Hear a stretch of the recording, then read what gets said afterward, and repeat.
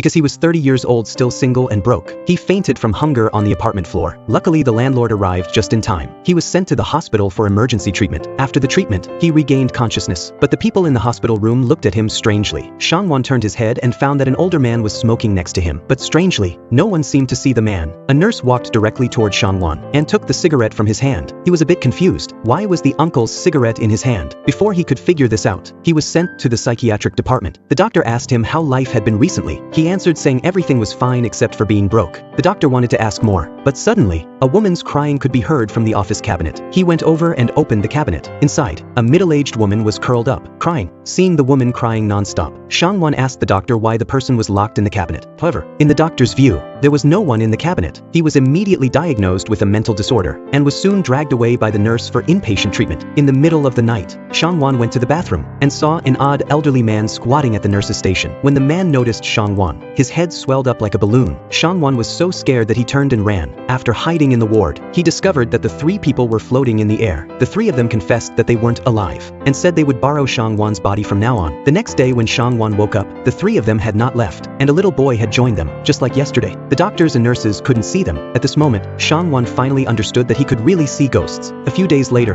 Shangwan was discharged from the hospital, but the four ghosts still followed him, and with the constant torment from the four ghosts, Shangwan's life became even more painful than before. The old man used his body to drink alcohol, and every time he got drunk, the old man would casually urinate on the balcony. The four of them tortured both his body and mind. After a while, his body finally broke down. He didn't understand why these four strange ghosts targeted him. He went to find a fortune teller, asking how to drive the four ghosts away. The fortune teller told him that as long as he fulfilled the ghosts' wishes, they would willingly leave the mortal world. So Shangwan went home to ask the four ghosts what their wishes were. The first to speak was the old man. He said he wanted to find a camera. Shangwan took the old man to look for a camera, but after wandering around the mall for a long time, the old man said it wasn't the one he had before he died. He asked the old man for a hint. The old man replied that the camera was with an old policeman. Shangwan complained why the old man didn't say that earlier. The old man explained that as long as the living don't ask, the dead can't voluntarily reveal information. He and the old man went to the police station to get the camera, but the old policeman didn't want to return it and found an excuse to detain Shangwan in the station. Fortunately, the old man had known the old policeman when he was alive and knew many of his secrets. Under the old man's verbal threats, the old policeman finally returned the camera. In fact, the camera had originally belonged to the old man's friend. The old man wanted to return the found camera to the friend. Perhaps knowing his time was short, the friend recognized the young man before him as his old friend. The friend and Shangwan drank and chatted together in the canteen. While they were reminiscing, a nurse walked over and told them not to drink. Shangwan turned his head and was met with the nurse's gentle smile. It was at that moment that Shangwan's heart fluttered.